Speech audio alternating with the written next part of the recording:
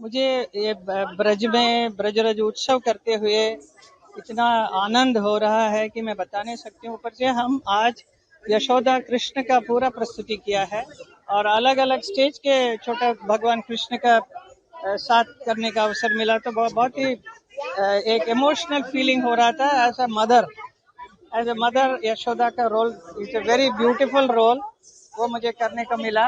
ये देखिए कितने सुंदर बच्चे हैं ये लोग, इन सबको ट्रेनिंग करके दिया। एंड देन ब्रजरज उत्सव हमारी कला संस्कृति परंपरा को आगे बढ़ाने का एक उद्देश्य के साथ ये किया जा रहा है, ताकि कला जीवित रहे हमारे पूरा मथुरा वृंदावन में। ब्रज की कला को भी आगे बढ़ाने का।